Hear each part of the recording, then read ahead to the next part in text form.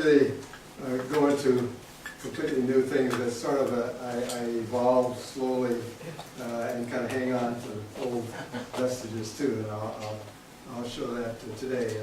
Thanks for coming out. It's a beautiful day. This topic is sort of depressing, I should warn you,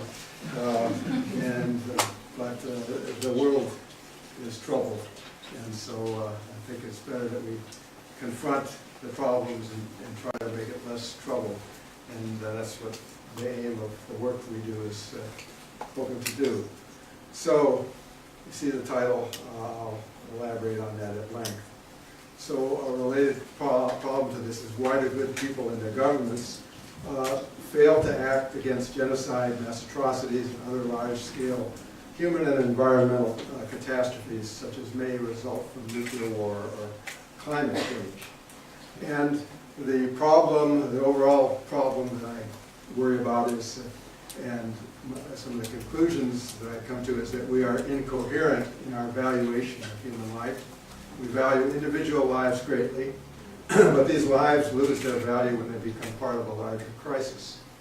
And we do too little to protect human lives in the face of catastrophic threats, from violence, climate change, natural disasters, climate change and natural disasters, poverty, famine, and other large-scale problems that affect many people.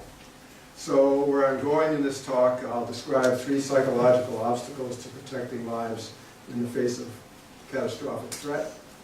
2 of these obstacles result from non-deliberative thought processes.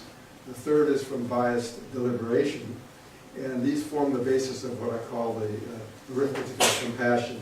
And it's a flawed arithmetic. It's a very harmful arithmetic, as I'll try to illustrate. Actually, of the 3 biases, I'm going to focus primarily on 2, and I'll tell you which one I'm going to give a little bit less attention to later. So after World War II, we heard the mantra, never again. We're never going to let something like the Holocaust occur. But actually, catastrophic episodes of killing through genocides and mass atrocities are all too common. They create an immense toll of suffering and death, often with little notice or resistance from the outside world. And they also threaten global security. Samantha Power wrote this very important book, 2002, I believe, was published, A Problem from Hell, America in the Age of Genocide. It won the Pulitzer Prize. She was a journalist. She chronicled the failure of the U.S. government to respond to repeated episodes of genocidal attacks during the last century, and was very critical of the American government's failure to respond. And this is quite a litany of problems, but actually I gave a talk at a conference at Auschwitz in 2007 or 8, and I met a scholar named Barbara Harf from the University of Maryland, and she presented this slide, which you won't be able to read in detail, but it's she had compiled a list of genocides and political mass killing from 1950 to 2003, and you see that there are many dozens of instances of these aren't all genocides. Some are just mass politicides with thousands and thousands of people in each event. So it is common, and we rarely react to it and intervene and stop it. And very recently, the Holocaust Museum put out a list where state-led mass killing is occurring. Very recently, a number of important domains, and again, with few exceptions, we don't pay too much attention to this. So why do we rarely intervene in mass murder, genocide, and other human and environmental catastrophes? There are many answers. There's no one simple factor to say, oh yeah, this is the cause. It's a multi-causal thing. I mean, primarily, it's dangerous, costly, and difficult to go into a sovereign nation that's killing its citizens and intervene. And so there are costs, issues of racism, the problems that with things are happening far away from us, we pay less attention to them, and they seem less important. Diffusion of responsibility, why should we be the ones to intervene? Why can't other people do it as well? This is a very prominent theme of our current administration. It's other people should do their share. And then the three at the bottom are the ones that I focused on in recent years. They're psychological factors. Psychic numbing, the information that we get fails to convey affect and emotion and meaning. A false sense of inefficacy, and that's the one I'm going to spend less time on today in the interest of overall time. And then the third is the dominance of protecting national security over protecting foreign lives when decisions are made. And we link this to something I'll explain called the prominence effect. So again, these are the three psychological obstacles. And much of my work has been influenced by, in cognitive psychology, what are called dual process theories of thinking. That we apprehend reality and think in two fundamentally different ways. We know this. Philosophers has talked about reason and the heart and the mind for centuries, and this quote from Einstein recognized it a long time ago. He says, when we are clear in heart and mind, only then shall we find courage to surmount the fear which haunts our world. This is in the dawning of the nuclear age. And I'll come back to this exact point in the last part of my talk, where I will address challenges of thinking rationally about nuclear weapons. But the heart and the mind is this duality more recently. Daniel Kahneman, who was here in around 1980 as a professor and Robin's mentor, has written in 2011 this book, Thinking Fast and Slow. It's sold between 5 and 10 million copies. And it talks about this duality. We think in two ways: fast, intuitive based, and slow, deliberate, and reason-based thinking. And the problem, and both are wonderful cognitive faculties that we have, and they both break down in certain instances. And particularly, fast thinking fails us in the face of humanitarian and environmental catastrophes, as I'll describe. So here's the two modes. Fast is sometimes called system one. It's not really a system, but we label it that. It's experiential. It's intuitive. It relies on images and associations that flip through our brains, instantly, and carry feelings. And these feelings are motivators of action. And it's also stimulated by stories or narratives, and it's often non-conscious. We're not aware of what we're doing. The other system is slow. It's what we're taught to do in school, think logically, deliberately, use mathematics, equations, symbols. It's very conscious, and it also constructs feelings, but at the back end, after we do an analysis, we judge something to be, really good or bad, or we have some feeling we can attach to it, but it comes in at the back end. So fast thinking is our default mode of operating, of dealing with the world, and it's because it's easy, it's natural, doesn't seem to take effort. It feels right, it often works, but it can lead to serious mistakes. And one of those mistakes is that if you're relying on the feeling system, then the more who die, the less we care.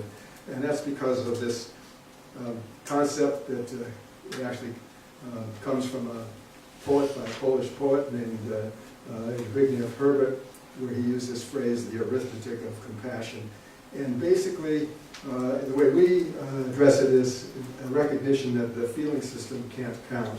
Saving one life is huge and important. If there's two people at risk, you don't feel twice as concerned about two than one. Maybe you feel a bit more, but in some cases you maybe feel a bit less concerned about two than you do about one. Rather strange reaction. And since adding and multiplying are closely related, the feeling system, not surprisingly, can't multiply either. And this has been recognized, and we find it in our research, but it's been known, and people have pointed this out. Annie Dillard, American nature writer, 1999, was musing about what then was the population of China. 1,198,500,000 alive in China. Now, she said, to get a feel for what this means, and I highlighted feeling and meaning because much of meaning of information, it depends on how that information makes us feel. So to get a feel for what this means, just take yourself and all your singularity, importance, complexity, and love, and multiply by 1,198,500,000. See nothing to it, she says, and some of you are smiling, and I'm sure she was smiling when she wrote this, because she knows we can't do this. We're taught as young kids how to read and write, bigger and bigger numbers, and to, add them and subtract them. We're not taught to think about how to understand the reality underneath the surface of these numbers. And interestingly, you get the same recognition of this from a very different person in a very different context. Albert Szent-Györgyi was a Nobel Prize-winning biochemist who became very concerned about nuclear war. And he says, I am deeply moved if I see one man suffering and would risk my life for him. Then I talk impersonally about the possible pulverization of our big cities with 100 million dead. I am unable to multiply one man's suffering by 100 million. So these people are actually good intuitive psychologists and recognize the fact that you can't multiply feelings in this way. The feeling system doesn't do this kind of arithmetic. So this leads to two basic questions. How should we value the protection of human lives, and how do we value the protection? And why do the answers to these questions differ, and why does this matter? I'll try to explain that. So let's look at the first question. Here are two normative models that we might put forth as ways we might wish to value lives as the number of lives at risk increase. So if we believe inherently that every life, human life, is equal in value, then the model on the left is just simply you add them up. As the number increases, the value increases, protecting them increases linearly. We might wish to tweak that a bit, as on the left, on the right rather, in the case when you're getting to the point where you're near a tipping point towards genocide or extinction of a species, the very next lives are even more important to protect than the ones before them because of the leading to an extinction. And so it curves upwards. But our actions in the face of catastrophic threats don't follow either of these two normative models. And that's because if we're on the fast system, our feelings override our analytic judgments. And as I mentioned, our feelings are insensitive to large losses of life. And so now we have two descriptive models which come out of research that look very different from the normative model. So instead of a straight line going up, you see a line that is very steep around small numbers of lives and then flattens out. And as if that's not bad enough, because we become insensitive and don't change much as the numbers increase. In some cases, we actually lose feeling and it starts to collapse, as in the model on the right. So let's look first at this left model, what we call a psychophysical type model. And there's something, this steep rise right at the beginning, between 0 and 1, is something that we call the singularity effect. We place great value on saving individual lives. This is again recognized by people who express it. Mother Teresa said, if I look at the mass, I will never act. If I look at one, I will. Individual lives are important.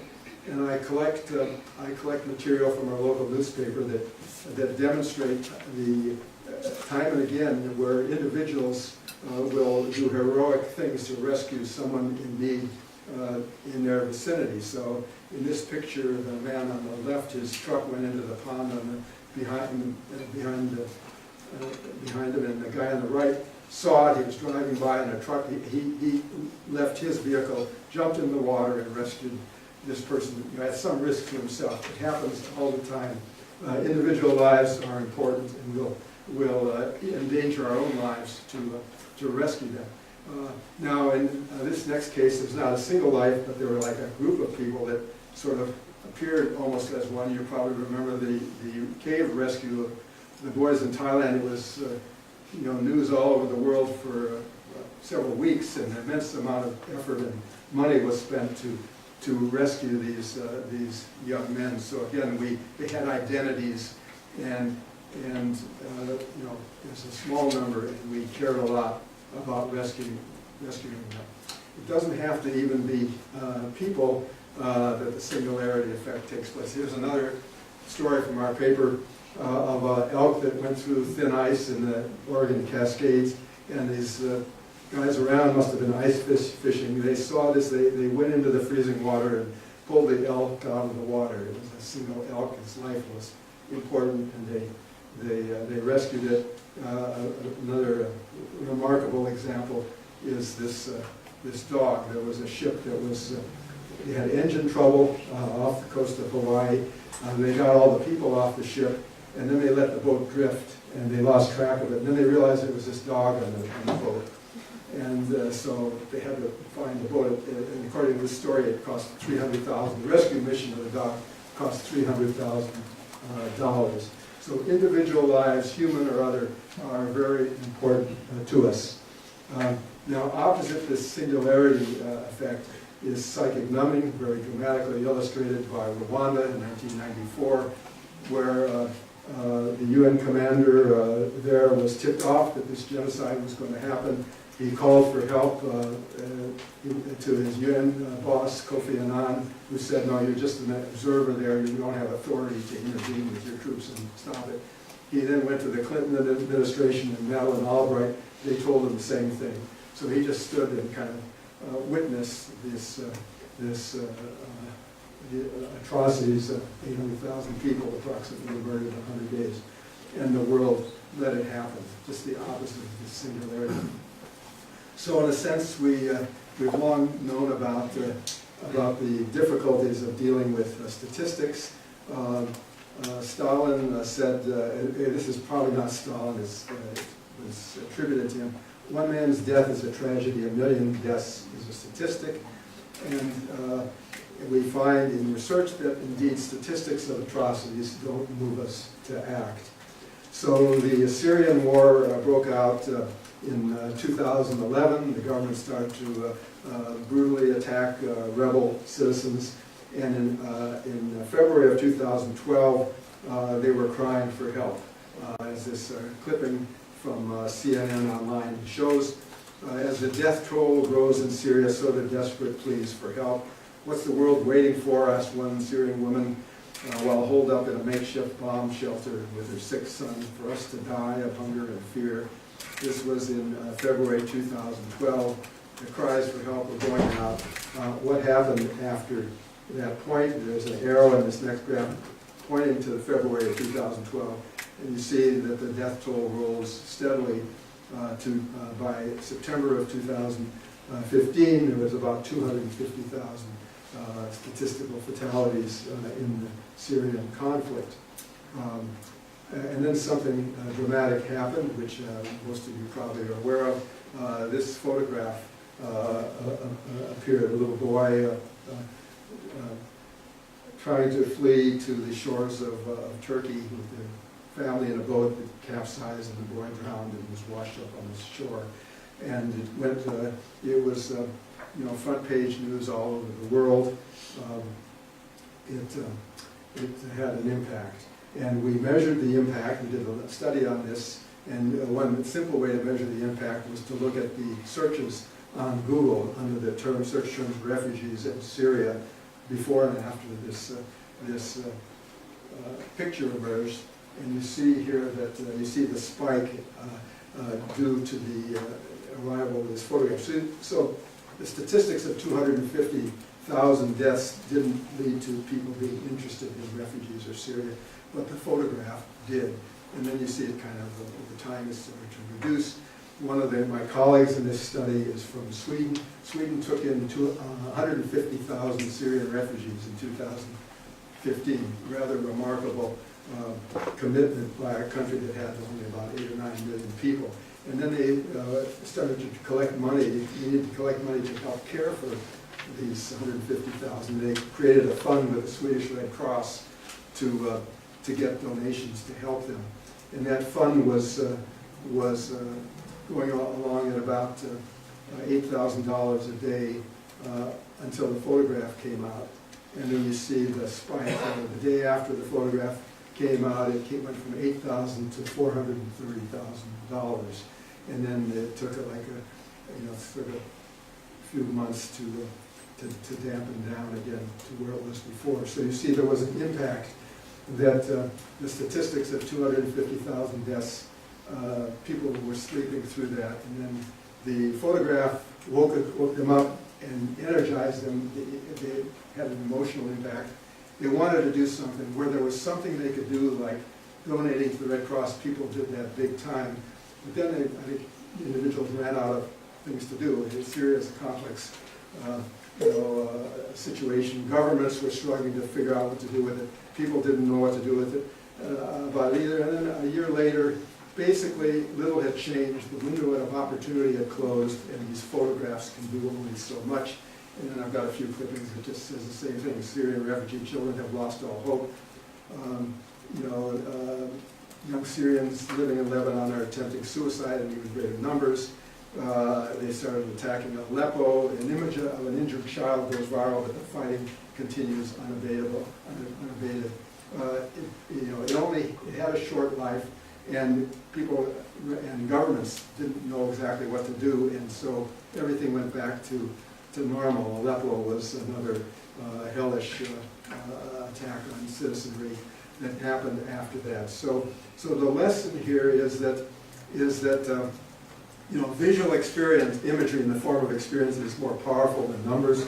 When our emotions are aroused, there's a short window of time when we're motivated to act, and if we know what to do, if there's some option available to us that's seen as worthwhile or effective, we will take it because we're ready to go. If not, we go back to sleep. We turn our attention to other things in our lives that need our attention.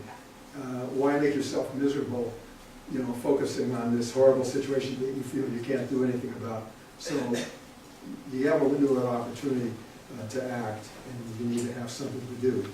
So controlled laboratory experiments, as Robin mentioned, demonstrate this numbing and collapse of compassion. I'll just briefly, I'm not going to go into a lot of details, mention a couple of these. After the Rwandan genocide, those who survived it fled to refugee camps on the border of Rwanda and what was then Chad. Large camps, they lacked clean water and began to suffer from cholera. And so my colleagues and I were looking for a scenario to test this value function that curves over. And we saw this story again in the paper about clean water being brought to the people in the camps by drilling new wells. And so we created an experiment around this. We said, supposing you're an official in a neighboring country, you want to help, you've only got enough money to provide pumping equipment and clean water that'll keep 4,500 people alive in the camp. But you've got other uses for your money domestically. You can improve your roads or your hospitals. Would you spend the money and provide clean water to keep 4,500 people healthy in the camp? Do it or not? We had two groups of people. In one group, we said you can help 4,500 people. The camp has 250,000. The other group, we said you can help 4,500. The camp has 11,000. You probably could guess which camp was more, where there was more motivation to send it. It was the smaller camp. Participants were much more willing to send clean water to save 4,500 lives in a refugee camp of 11,000 than to send water to save 4,500 lives in a large camp. And this fits very well the function on the left here, the fact that if you're going from 250,000 people at risk to 245,500, you're on the flat part of that curve. If you're going from 11,000 to 6,500, you're like cutting it in half. You're on the steeper part. It seems more important. This is a feeling response. This curve is based on feeling, because if you're reasoning analytically, there's no reason to think that first life, these early lives are less valuable when the problem's bigger. That's just the way our feelings mislead us. But what about the collapse side of it? There's also evidence from this in a variety of studies. An early study was done in Israel by Tehila Kogat and Elena Yutov. They had a scenario where they showed pictures of 8 children who were being treated for cancer in a children's hospital. They said that the 8 children needed $300,000 American dollars for treatment, and asked people to donate if they would. And then they had another group that said they took individual children out of this photograph and said, this child needs $300,000 for the treatment, will you donate or not? And this is the average donation. You see that it's much greater for the single child than for the 8. Annie Dillard asked the question in one of her musings, at what number do other individuals blur for me? And it relates to a study that we did following this Israeli study about 1 versus 8. We wondered, what if it was just 1 or 2 children? So we had a scenario. We had 2 children in need of aid for facing starvation. People could donate on behalf of the little girl. Second group saw the little boy and as the motivator for donations. A third group were told that donations would go to both of these children, Rokia and Musa. And what one sees is that the feelings of sympathy and the donations were the same for the 2 individual children and dropped slightly for the combination. They weren't gone, but there was a significant, statistically significant decline in donations and also feelings of sympathy. And going back to Annie Dillard's question, at what number do other individuals blur for me? One answer from this study is that individuals begin to blur and compassion begins to collapse at the number 2. It's not that it's gone. Why might that happen? We think it's an intentional phenomenon. You need to pay attention, to focus on a person, to connect with them emotionally, and you can't focus simultaneously on 2 people as closely as and get as much information or connect with them as strongly as you can for one. It's an intentional phenomenon. It relates to what we call empathy. What is empathy? And mostly, we're familiar with the term. Well, it's putting yourself in another person's shoes, so you can feel like they do, and think like they do, and appreciate what they're experiencing. But what if there are 2 people? Well, by coincidence, when we were studying this, there was an art exhibit of Cuban art at the University of Oregon Art Museum, and there was a piece by a Cuban sculptor named Juan Capote titled Matrimony. It was intended to show the difficulties of 2 people in a marriage trying to get along with each other. And he created a shoe for 2 people, and I took a picture of it.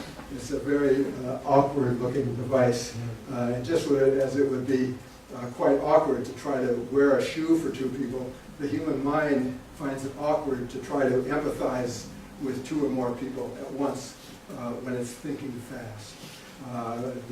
So rather strange type of connection here. So that's psychic numbing.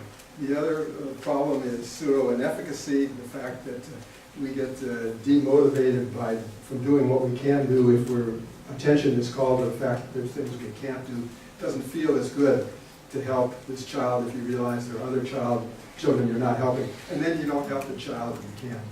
A very bizarre kind of response, and I'm going to pass on that in the interest of time. But even knowing that there's 1 child out of 2 that you can't help makes you feel less good than helping the child that you can help. It may cause you not to help that child. I say this is wrong. It's a failure of fast thinking. You shouldn't be demotivated from doing what you can do just because you can't do everything. So the third component of this flawed arithmetic of compassion is a decision-making obstacle that even slow, reasoned decision-making requiring trade-offs can be severely biased towards, in the case of humanitarian action, protecting national security with little or no weight given to loss of human life. And we call this the prominence effect, or something called imperative decision-making, which I'm not going to talk about. So this is going beyond numbing, that the top decision makers who hopefully are well informed and not numbed still decide not to intervene in mass atrocities, even when the actual or potential loss of life is enormous. And this concept of prominence comes from a paper that Amos Tversky and Shmuel Sadat and I published in 1988 on what we call a contingent weighting model and judgment and choice, and it featured this thing called the prominence effect, which basically, based on data that suggests that choices or decisions value certain types of dimensions or attributes very highly because of the need to justify or defend those actions. So if you think about values, we use the word values all the time, and we hardly recognize that we may be incoherent in our values, but we can state our values. This is what's important to me. Protecting lives that are being subjected to genocide is important to me. Protecting national security is important to me. When you express your values, people don't kick back, they don't challenge you. That's your values, they accept your values. But if you make a decision that reflects your values, you often have to defend that action. And so things that make a decision defensible may not cohere directly with what you think is valuable, your stated values. There may be a disconnect between what you say you value and what your actions imply you value, your value. And I observed this. I was concerned about the failure to respond to genocides and atrocities. And it seemed to me, just looking at case histories, that security was a major factor that got in the way of protecting human lives. That for governments, national security is the most prominent, that is the most defensible value in today's world, and that strongly held humanitarian values, which we state, tend to decline or even collapse when they're pitted in decision-making against security objectives. So if you're facing a crisis, a humanitarian crisis, you're thinking about an action, well, there's alternative actions, and there's multiple things at stake, pros and cons. How do you weigh and balance those? And the prominence effects is it's very difficult to make those trade-offs. We look for a simpler way to deal with it, and one way to deal with it is to go with the more important defensible actions. So again, to repeat myself, when humanitarian life-saving and national security seem to conflict, we don't intervene, no matter how many thousands or millions of lives hang in the balance. And prominent examples are the genocide that has been taking place in Darfur, Sudan for a long time, and other continuing atrocities in Sudan. There's a lot of instances of this. And you can think of this as, we think about when you have conflicting objectives, you have to kind of weigh and balance these to try to come up with some result, which way to go. And the prominence effect can be thought of as like relating to limits of attention and putting an intentional spotlight on part of the problem. So in this case, national security, the focus of the discussion is about security, and foreign lives just get forgotten about. It's not an intentional devaluation of foreign lives. It is due to, they just kind of fall off the table because the focus is on national security. A few anecdotal examples from recent administrations in the U.S. George Bush said the most important job I've had and the most important job the next president is going to have is to protect the American people from another, he's referring to another 9/11 attack. So we're still seeing the consequences of 9/11 very strongly in our country. And he's right about the next president. President Obama said the same thing. I have a solemn responsibility to keep the American people safe, and that's my most important obligation as president and commander-in-chief. But Obama openly recognized the importance of protecting people who are being abused in other countries. He says America, he acknowledged very real and legitimate humanitarian interest in Syria in this case. At this point, 80,000 had been killed, and millions had lost their homes. He acknowledged real and legitimate interest. But he recently said his bottom line has to be what's in the best interest of American security. So in multiple instances, we see a retreat from action. In Sudan, the president of Sudan murdering the black African population. We were getting intelligence information from the government about Al-Qaeda operations. So that was valuable. And other countries were supporting the president. We didn't want to ruffle some of our allies' feathers by attacking the government. And so we have done nothing in that case. Security trumps that. Okay, so very quickly I'm going to go to something, a new extension of this work, which has to do with moving from genocide to nuclear war, and this is the title of a paper in progress on this, the caveman and the bomb, psychological obstacles to rational decision-making about the use of nuclear weapons. So, and I don't know why I am failing to advance my slide. That's interesting.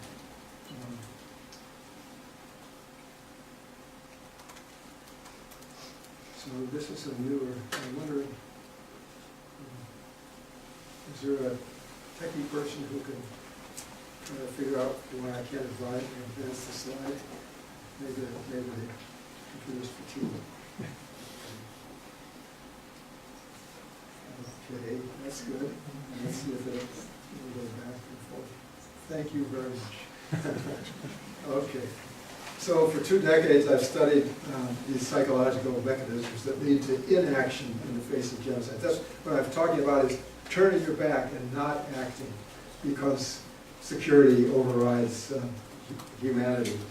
And next I'll argue that these same mechanisms, psychic numbing and security prominence, also helps explain not inactions, but actions that have been taken or planned intended to kill vast numbers of human beings with nuclear weapons. I shall conclude that decisions to use nuclear weapons cannot be rational, as they will unleash immense consequences that we are unable to comprehend, and only non-use can be rational. So if we can't appreciate if we start to lose compassion at the number 2, how can we think rationally about killing tens or hundreds of millions of people for some benefit? How do we do that benefit-cost trade-off? I don't think we can do it. So the lessons that we've just heard about is that mass killing is common in the genocide and atrocity. It's not that we don't kill people en masse. It happens all the time. It's tolerated. And what are the implications for the use of nuclear weapons? I think one of the implications is don't be so sure that we're not going to use nuclear weapons again, because we're not averse to mass killing of people. Albert Einstein, after helping spur the development of the bomb, became very much anti-war, anti-bomb. And in 1946, he said, "The unleashed power of the atom has changed everything, save our modes of thinking, and we thus drift towards unparalleled catastrophe." And he and his other atomic scientists started an educational program. They went around the country giving lectures about the dangers of war and nuclear weapons. Here was a plea at the time, $200,000 in 1946, which he got, and they did this. He was very concerned about this, and he referenced to the fact that we need to change our thinking here, or we're in trouble. So now we go to 2018. What have we learned about our modes of thinking in the last 72 years? Have we understood and changed our thinking in ways that we reassure Einstein? And I don't believe we have done this. So let's focus on the decision-making problem. And here's a phrase from a recent publication I saw, which I completely agree with. No human decision is more fraught than one involving the use of nuclear weapons. A decision on which may ride the lives of millions of people and potentially the fate of civilization. Yes, but there are obstacles to rational thinking here, which are what I've been talking about, the inability to comprehend the consequences of killing, mass killing, psychic numbing, and this faulty decision-making, the prominence effect.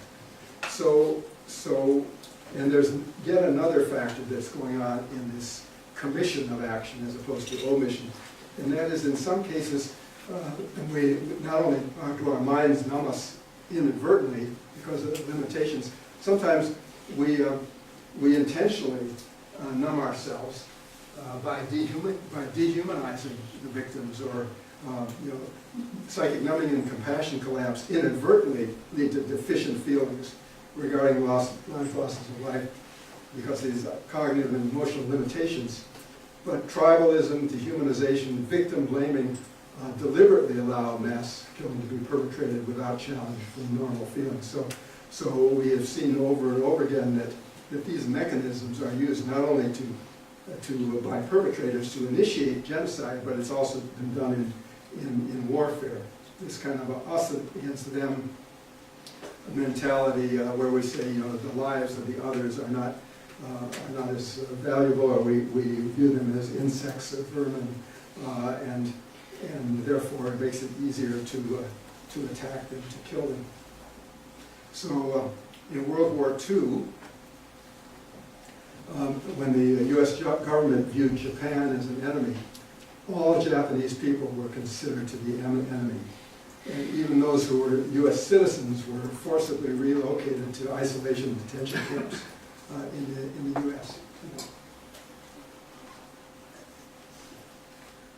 They were dehumanized, making it easy to harm them. There were many such posters like this one, where you have the caricature Japanese person and a cockroach hand in hand, and the enemies both. It's your job to help eliminate them.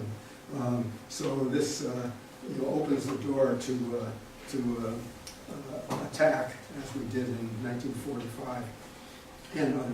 So another thing that was going on, and again with the us versus them and the security problems, was the incidents such as blocking entry to the U.S. There was ships carrying refugees from the escapees from the Holocaust, trying to get into the U.S. And the State Department, the government, turned back the ships, within sight of the U.S. And this is a bulletin from the State Department in 1941, referring to why this was done. It says, when the safety of the country is in peril, so this is a national security, it seems fully justifiable, some justification and defensibility, fully justifiable to resolve any possible doubts in favor of the country rather than in favor of the aliens. So security over humanity. Well, flash forward 74 years to 2015, you get exactly the same story from a senator from Indiana, who is now our Director of National Intelligence, Dan Coates, was talking about letting refugees into his state of Indiana. He says, while the U.S. is a compassionate and welcoming country, our government has an obligation to protect American citizens. We should not accept any Syrian refugees in Indiana or across the country unless the U.S. government can guarantee with 100% assurance that they are not members, supporters, or sympathizers of ISIS. So slam the door, make sure we don't want any risk, and without really thought of the lives that are being harmed, vast numbers of lives that are being harmed by this policy. So numbing and prominence enable mass killing, as well as dehumanization. So unfortunately, the numbing and compassion deficits are not just figments of our laboratory experiments. They appear to occur frequently in the annals of warfare. And when I started to look into some of the nuclear stuff, I see that there's even better examples of numbing and prominence in this arena than there was in the inattention to genocide. So as we've seen with genocide and mass atrocity, there's no taboo against mass killing in support of some what seems to be important or prominent military and security value. So even before the U.S. had nuclear weapons, American commanders did not refrain from using conventional firebombs to attack cities and civilians, for example, in Dresden or in Tokyo, with destructiveness comparable to or even greater than that which occurred in Hiroshima and Nagasaki. Deliberate firebombing of Tokyo, planning on when the winds would be maximal to disperse the flames, and knowing that they're killing civilians. This is an attack on a city with civilians.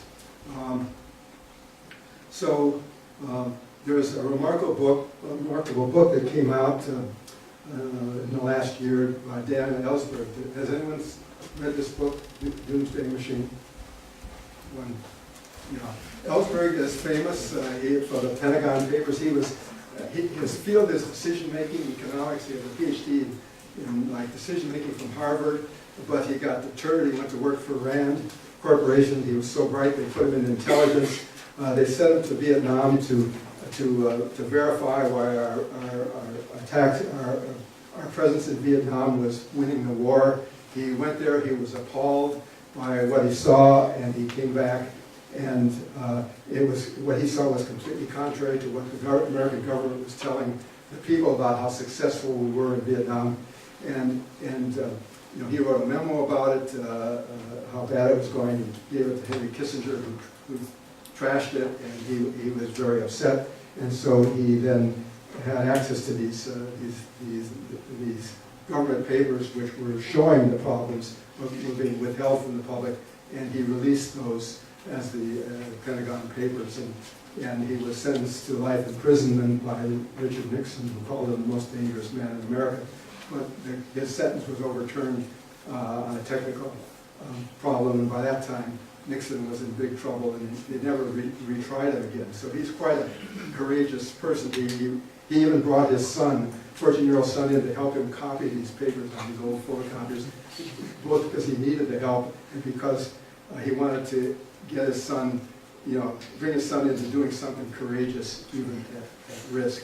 So he also then became in the inner circle of planners for nuclear weapons, and he collected a lot of material there, which he only recently released in this book. So I'll do a little bit of reading, cognizant of the time, but apologize for the length of this, but it's pretty remarkable. So he reports an example of, one example I think is a dramatic illustration of numbness to consequences. So technical advances allowed substitution of H-bombs for A-bombs in planning for a possible war against the Soviet bloc, thus raising the expected death toll from executing this war plan from about 15 million in 1955 to 200 million in 1961. So right after the World War II was over, we turned our sights on Russia, the Soviet Union, and China, and they laid out the targeting, and had these missiles targeting cities, which were in 55 it was 15 million people in sights because the bombs were smaller, and then they got bigger bombs. And they kept the targets the same, but it raised it to 200 million. Ellsberg says the change was introduced not because it was judged by anyone to be necessary, but because it was simply what the new, more efficient nuclear bombs, cheaper but vastly larger in yield than the old ones, could and would accomplish when launched against the same targets. And he notes that the risk the presidents and joint chiefs were consciously accepting, however small they saw the probability of carrying out this plan, involved the possible ending of organized society, the very existence of cities in the Northern Hemisphere, along with the deaths of nearly all its human inhabitants. And then later he got access to other plans that had 600 million people targeted in the Soviet Union and China. And he says these fatalities, this is JCS, the Joint Chiefs of Staff, were reporting to the White House, were the estimated result of a U.S. first strike. The total death count from our own attacks in the neighborhood of 600 million dead, almost entirely civilians, 100 holocausts. And he said these were just U.S. warheads. This didn't take into account the possible retaliation by the Soviets, which would amplify this. And a very dramatic passage in the book where he says, I remember my feelings holding the graph of these fatalities, planned fatalities in my hand. The answer to my query, he queried the president to get access to this data, covering only the Soviet Union and China. looking at it in an office of the White House Annex on a spring day of 1961, and I remember thinking, this piece of paper should not exist. It should never in the course of human history have come into existence. It depicted evil beyond any human project that had ever existed. There should be nothing on earth, nothing real that it referred to. So this is one example, again, of the numbing of these numbers to plan this out for, what military gain could be worth this. There's another example that he gave. There was a document called SIOP, a strategic planning document. Well, actually, this is from someone else named Scott Sagan. Notes a key passage in this briefing's text. While personnel casualties would be somewhat reduced if urban industrial installations were not directly attacked. Nevertheless, because of fallout from attack on military targets and co-location of many military targets with urban centers, the casualties would be many millions in number. And if you just limited attacks to military targets and not the cities, it would have little practical meaning as a humanitarian measure, because already you're killing millions, and so kill some more millions, it wouldn't really make any difference.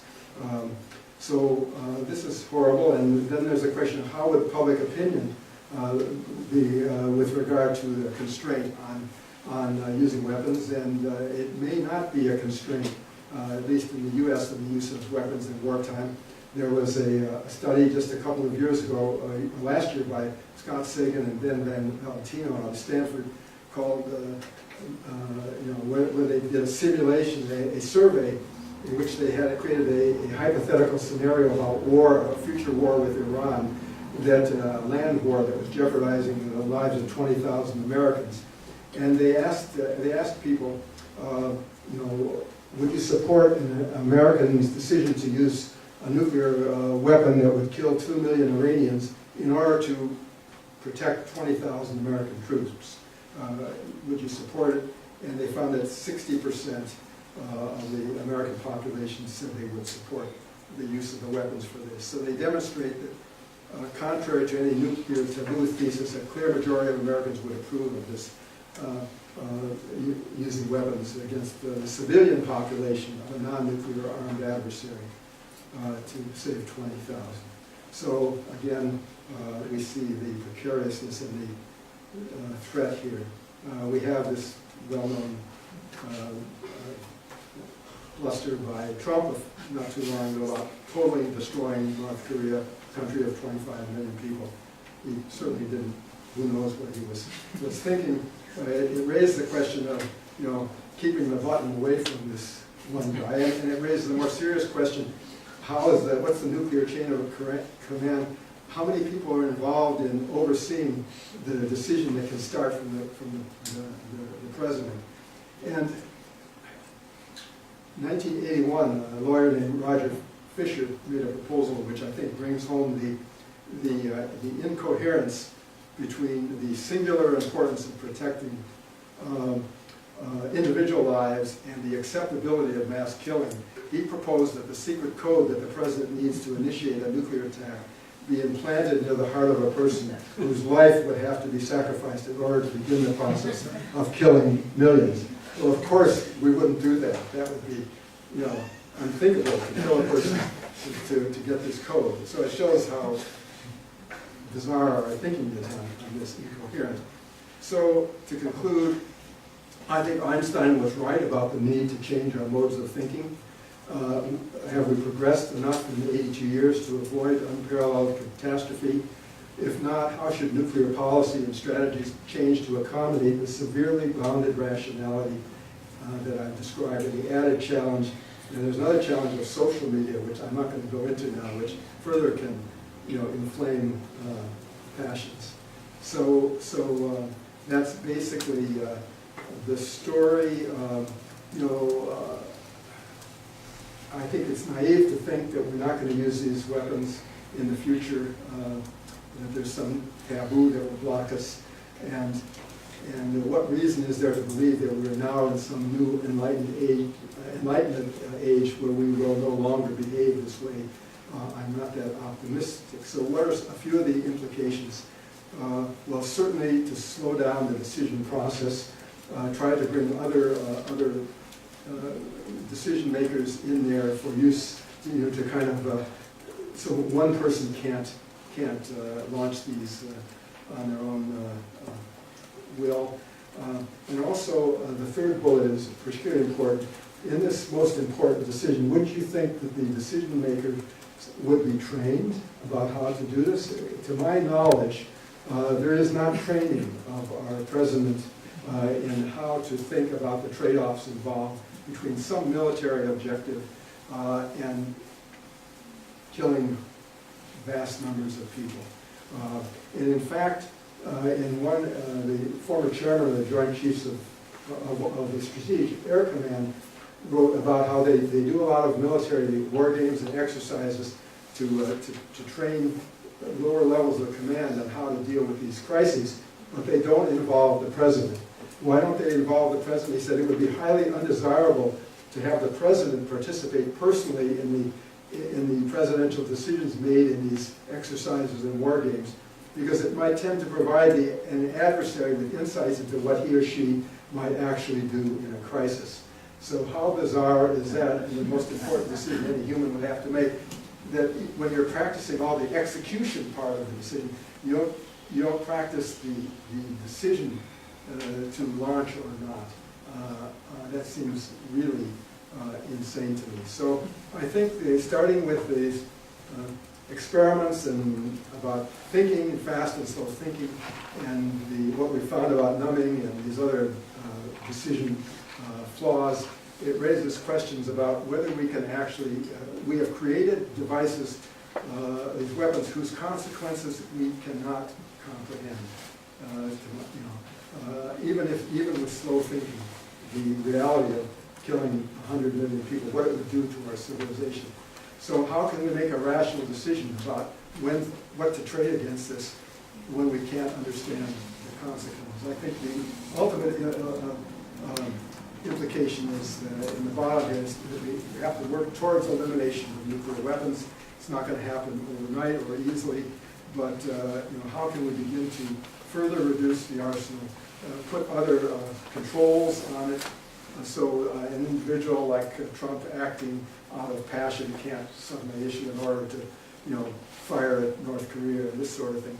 What else can we do, recognizing that we should no longer be naive to think that this will happen? So this is a long story. I apologize for haranguing you like this on a sunny afternoon. I'm happy to answer any questions that you might have. Thank you.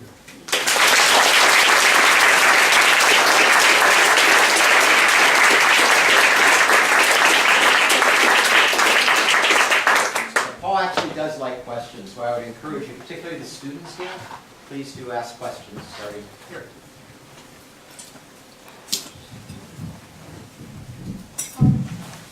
I actually have two questions, if that's okay. My first question is in terms of, you talked at length about the number numbing issue. Thank you.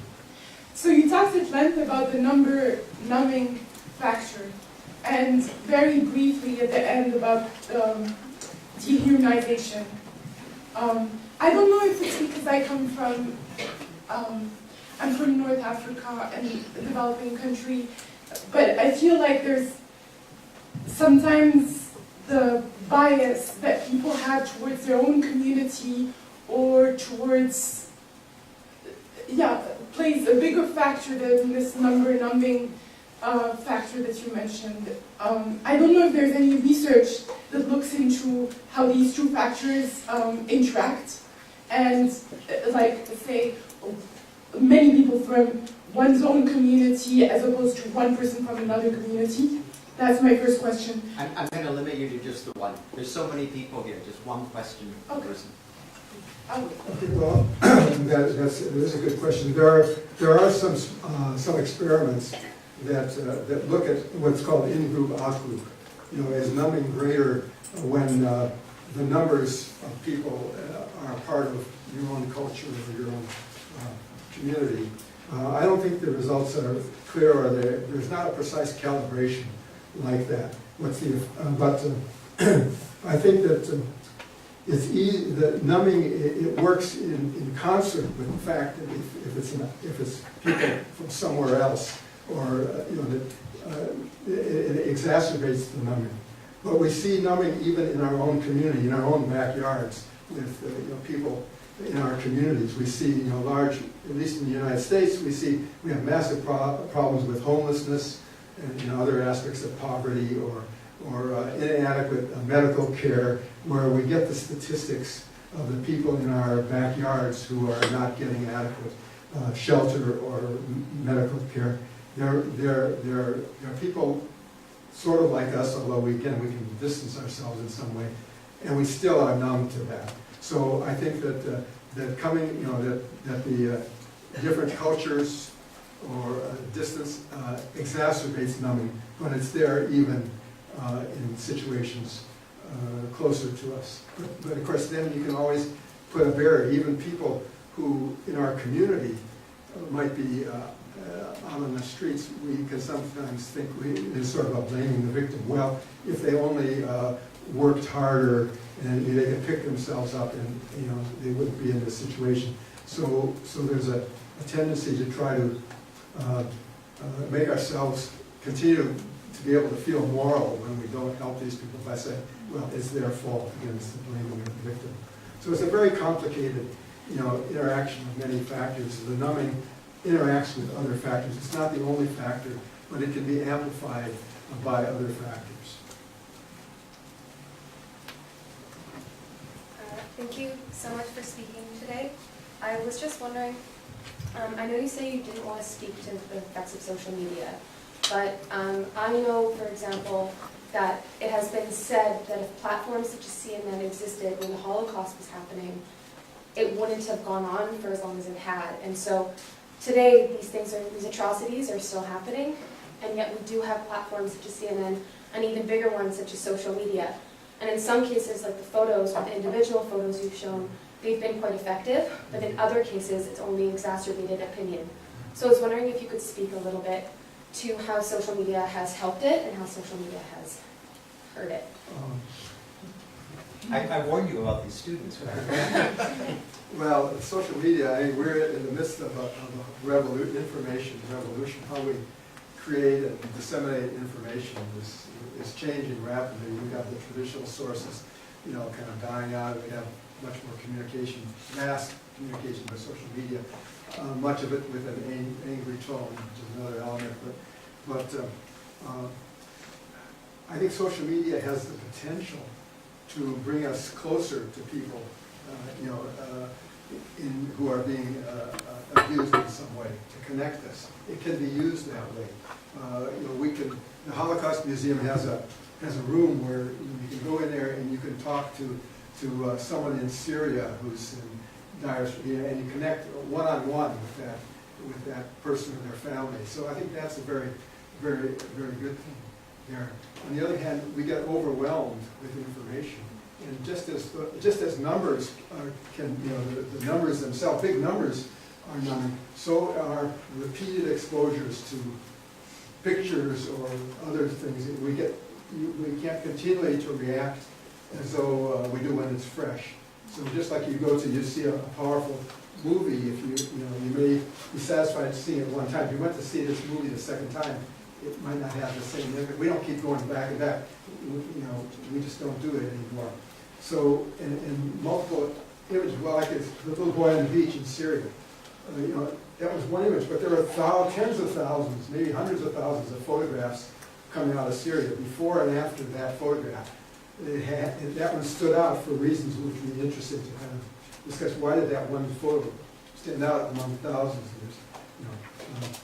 That's interesting in itself. But then the pictures that followed, equally, touching and moving, didn't have that impact. So we become numb to the repeated instances and repeated stories. So that makes it even harder to deal with it. We can't just rely on being emotionally charge. We have to use this system to analytic thinking, to think about the reality between the beneath these numbers, and think about it as something that should not be allowed to happen. And then we have to create laws and institutions that are dedicated to addressing this problem. So we thought we had an institution that would do this in the UN, but the UN hasn't been effective because it's can be blocked by the 5 permanent members of the Security Council. They can, acting in their own self-interest, if they think a UN resolution to go into some country that's murdering its people goes against their self-interest, they will veto that resolution. So the UN has not been effective.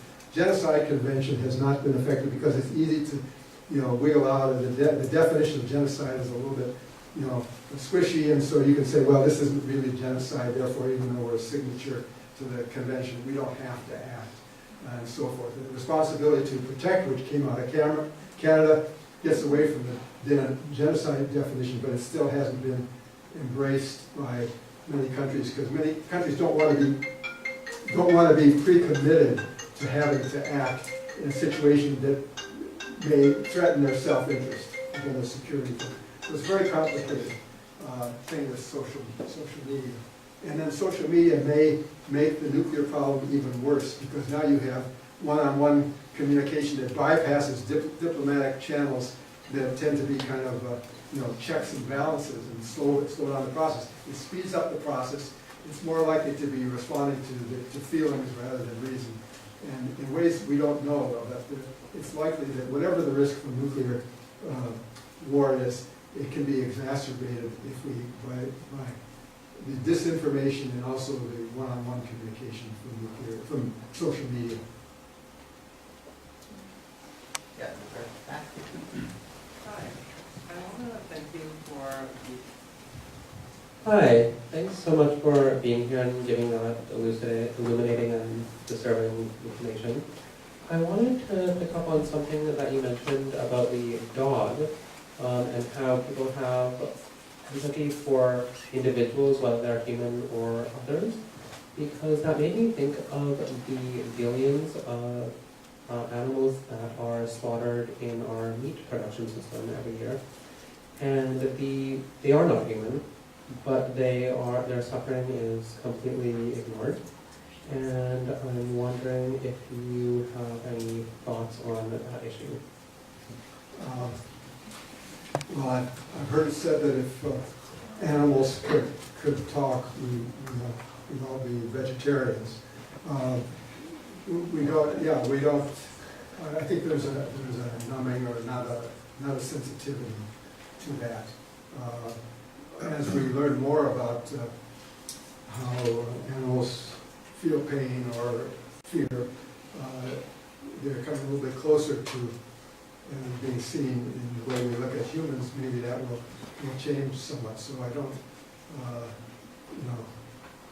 exactly know what to say about it, except that clearly, we don't think about that, and we're not made aware of it. But I mean, when mass numbers of people are calling out for help, and they are humans, and we are ignoring them, well, the more subtle signs we're getting from animals are even less likely to inhibit us. Yeah. Yep. Well, thanks very much. This comes back a bit to the first question. So your talk was framed largely in relation to humanitarian efforts in other countries. I couldn't help but thinking of the Black Lives Matter movement when we think about the calculus of lives and how we evaluate numbers. So I guess my question really is, what's your take on using this kind of framework for decision-making in context at home in the U.S., and not quote-unquote humanitarian context outside? And then secondly, can you talk about how it might be used by social movements from various political perspectives, right, in terms of thinking about how to deploy the rhetoric or the calculus of compassion? Because I think the response to the Black Lives Matter movement of all lives matter is in a way deploying the kind of an effort to return to the notion of statistical thinking and, right, say, well, we've got so many lives, so why should we call out these particular ones as being more valuable? there are numbers. What's important about these developments is increasing our connectedness to the people who are victimized by violence or sexual harassment or oppression, whatever, is to maybe having contact with these people, seeing them, they are like us. They're every bit as worthy and nice and lovable as people of our own color or race. They are, and I think as a society we get more integrated, I think that's again the experiential basis for not being able to treat them as distant and other, and therefore easier to abuse. So I think what's going on in society that can bring us into contact, then we will appreciate that their lives do matter as well as ours. So I'm hopeful in that regard.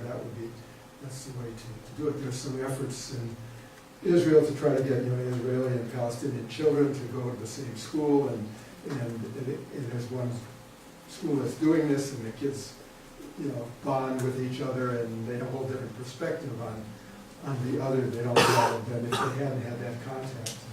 And maybe social media and other communications media can help us make connections that will break down those that distancing, which allows us to harm them so easily. I think I can move on.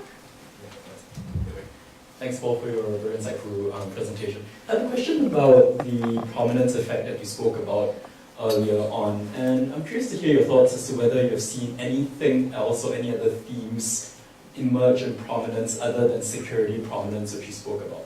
And I'm also interested in hearing if you found any cross-country differences in the stated interests or the demonstrated interests of decision makers, because it does seem as though, for instance, in the UNGA that's going on right now, the US is very interested in protecting its national interests, while France and Macron yesterday was very big on protecting an international global order.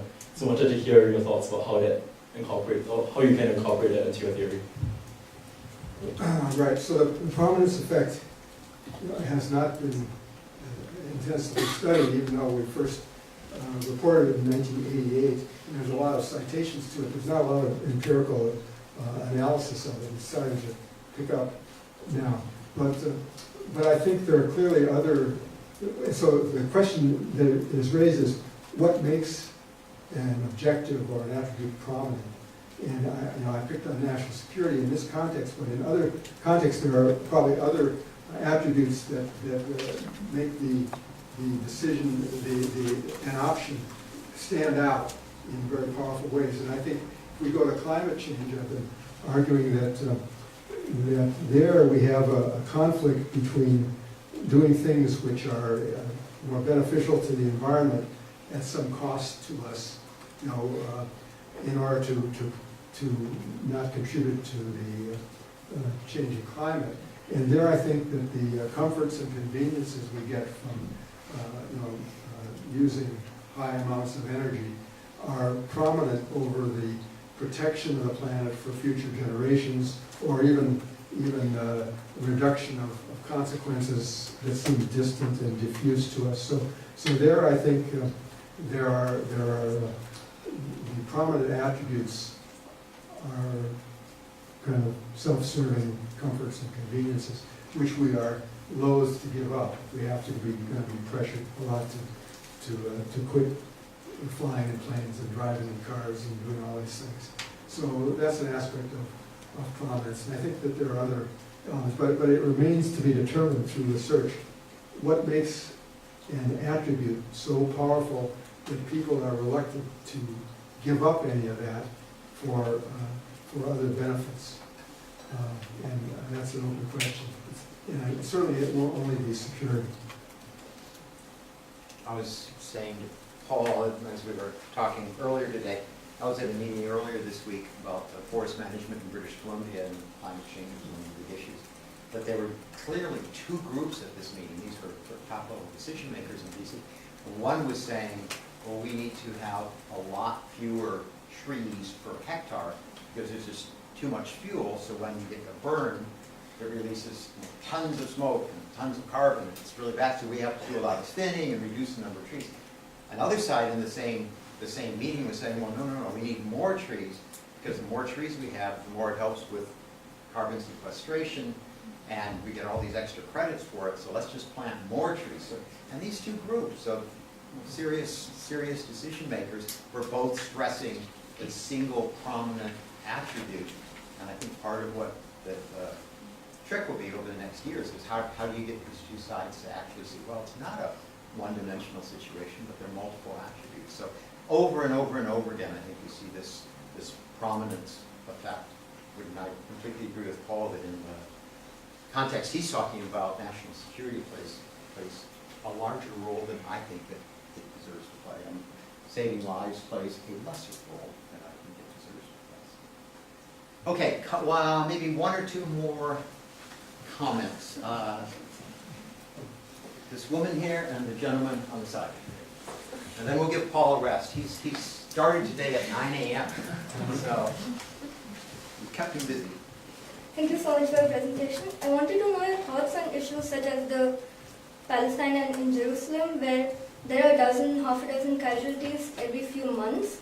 And when the numbers are small, but it's more recurring and frequent, and especially in such issues where our support and compassion is polarized. So what are your thoughts on that? Yeah, so you're talking about kind of a chronic level of low, small number violence, which again we can tolerate that. It becomes sort of normalized, but occasionally there are cases that come up where the victims, the situation does engage us. It's the way it happens, or who the victims are, and it catches our attention, and suddenly it calls attention to the fact that this has been going on for a long time. So yeah, there's a numbing to that, and it's the same thing with the things like motor vehicle, or like school shootings, particularly in the U.S., which actually are pretty frequent. And occasionally there's a dramatic example. And this is a case where the numbers do matter. If it's one or two people as opposed to if there's 15 or 20, for a while it catches our attention. But I mean, there's a background to this, and after a while we just don't pay it much attention. Or even the dramatic ones, there's a flurry of concern, and then we forget about it. This may be different with last shooting in Parkland. The students are taking this up, and I'm not going to let it be forgotten. But so you have what we call a chronic level of problem, and it's easier than to just accept it. Another aspect of the chronic violence is if we can separate ourselves from it, like this is happening somewhere else, like school shootings, like shootings in Chicago, a lot of murders in Chicago, but they're in certain neighborhoods. And so people just avoid those neighborhoods and they let it happen. It happens to minority groups who live in certain areas. If those shootings were randomly distributed around the city so that everyone was at risk, you'd see a lot more action. And the fact that it's compartmentalized and you can just sort of control your own vulnerability by just staying away and then just letting it happen. So there's a lot of factors like that that make a difference. Short question? Yeah, Maybe with an easy sure. answer. Who knows? You offered training in decision-making as an antidote to some of the problems you mentioned. So does training really work, and where would you point society to the best examples of decision-making training? Well, I have an expert here who does the training, and I'd rather he answer than I.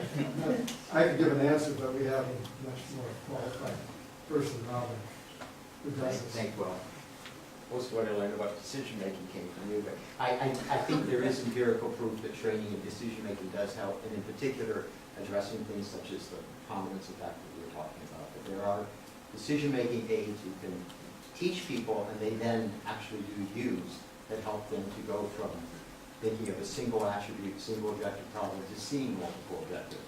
to help them thinking about consequences, to help them create alternatives, and deal with trade-offs. I think there is pretty strong empirical evidence that it works. Can we get access to those people? I mean, there are a lot of decision makers out there who are not trained in decision making. How do we solve that one? I'm not sure.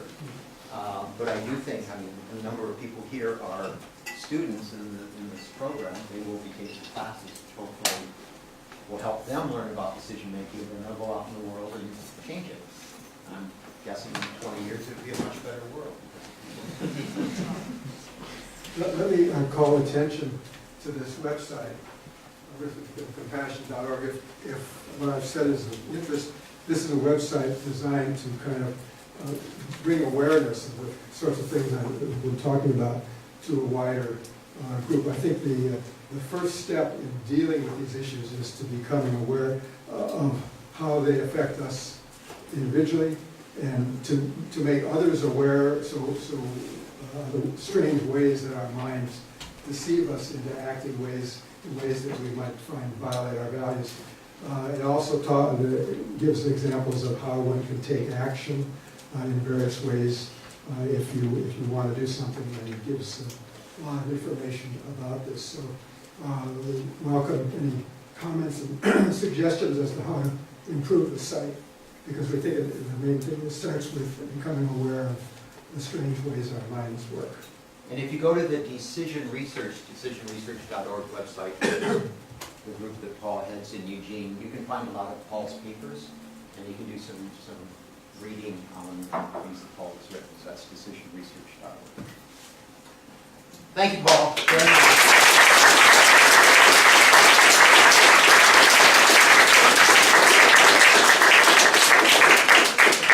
Thank all of you for coming. There are a few more minutes of sunshine if you're running.